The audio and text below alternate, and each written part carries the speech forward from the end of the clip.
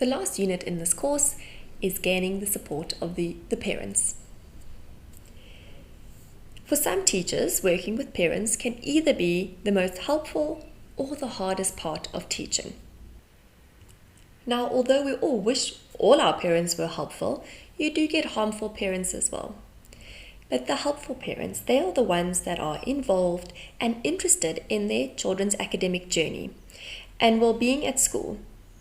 But most importantly, they are willing to partner with the teacher and work together when necessary. But as we said, not all parents are helpful. And the harmful ones, they are the ones that are detrimental to their children's learning. There are two distinct categories: parents who are uninvolved in their children's life at school, or they are completely over-involved.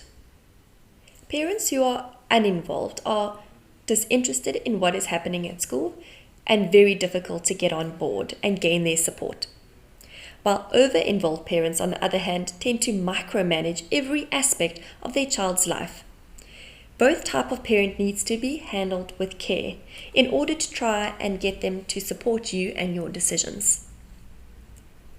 The most important thing to remember is that you want to establish a positive and supportive relationship with parents early on before you hit any speed bumps along the way. That way, the relationship has already been established. In order to develop this relationship, the teacher needs to show parents that they genuinely care for their child, that you want what is best for them, and that you intend to include the parent and you want to include the parent and keep them informed. When parents feel that you have their children's best interests at heart, they are more likely to become cooperative, open-minded, and supportive of your advice, insight, and decisions. This relationship is very important. Now, let's look at some possible parents that you might encounter. How can you manage them or try and create a supportive relationship with this parent? The first type is the absent parent. And these are parents who are just not available. You don't see them at school and they have very little or no contact with the school or their child's teacher. The most important thing for you to do is to try and find out why the parent is absent. And usually the best way to do this is to talk to the learner themselves.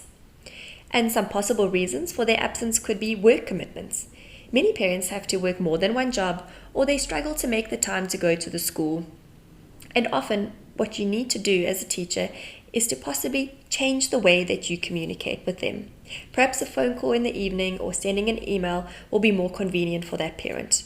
Try to accommodate them as best as you can. Another possible reason could be that the parent is ill or disabled. And in this case, it could require you to go to the house to meet the parent to establish this relationship. And lastly, they could just be disinterested in their child's progress at school. So alternatively, you might want to see if there's another parent, relative, or guardian that you can communicate with. The second type of parent that you might encounter is the helicopter parent. And just as the name says, they hover over their child and try to micromanage everything. They are often the parents that are always at the school and like to query the marks or treatment that their child is receiving, and they're there to swoop in and protect them. The best way to handle this type of parent is to establish boundaries. Unscheduled school visits can become a problem, so you need to inform the parent that you have a full class of learners that is needing your attention. And if they wish to, they may send you an email which you can respond to.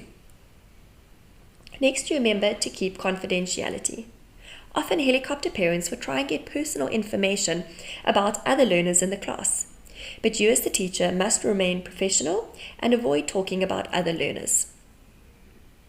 Lastly, you need to learn how to decline and learn to say no politely in a way that maintains the positive relationship. Helicopter parents are quick to query a grade or even a discipline action against their child. As long as you are confident in your fair treatment and grading of the learner, then there's no reason for you to oblige. Instead, you could possibly say, I understand your concern. However, all learners were marked according to the same criteria and I'm unable to change my result. The last type of parent is the lawnmower parent, and they constantly clear all the obstacles from their children's path. So learners never actually learn to deal with any problems because either their mum or dad intervenes on their behalf. Although this type of parent is similar to the helicopter parent, they are both over-involved. So you kind of deal with them in the same way, and you do that by setting up boundaries. Firstly, it is important for you to explain about age-appropriate failures, such as being dropped from a sports team, failing a spelling test, not making the choir. Parents need to give their children permission to fail, to work through these disappointments and resolve their emotions and come through the other side okay. This is an invaluable life skill for learners to develop. Secondly, you need to reassure these parents that you will always have their child's best interest at heart, and you should never allow anything untoward to happen to them. So you must really try and put their mind at ease. And lastly, you need to learn to decline and say no politely, because these parents can be very pushy and persistent as they try to defend or protect their child. Now, we're going to end off this unit with 3 important steps you need to remember when you are trying to gain the support of the parents. First step is to establish a collaborative relationship. This is important because you want this relationship already established with open communication before you hit any bumps in the road. And you can do this through small gestures such as smiling at the parents when you see them and greet them. This small gesture shows parents that you are warm, friendly, and open to talk. It is very important to learn the names of the parents, to address them correctly when you're talking to them. And lastly, always make sure that parents are aware of how you intend to run your classroom. And this can be done in the beginning of the year at a meet and greet. Here you will discuss your discipline process, that you will be fair to all the learners, and your expectations of their behavior. Once this relationship has been established, you need to build it and maintain it through the year. And teachers tend to only contact parents when there's something negative to talk about. So why not try spontaneously throughout the year, call and give positive feedback about their child. They could have possibly excelled at something, or a moment in class where they demonstrated kindness or empathy. Catch them doing something good. Next, you need to remember to actively listen to what your parents have to say. If parents feel that they are really heard, this will go a long way to develop a supportive relationship. And lastly, you need to keep parents informed. This is important. You need to try as much as possible to inform parents about what is happening in your class. So when something comes up that you need to discuss that's probably a bit sensitive to talk about, parents are in the loop. They won't be completely blindsided with this information. The last stage is to preserve the relationship. There will come a time where you will need to give a parent unpleasant news or information, and it's always best to make it personal. Do it in person. Avoid at all costs doing it over the phone or via email. You need to remember and expect the parent to react. Listen to them, and sometimes more importantly, make a compromise.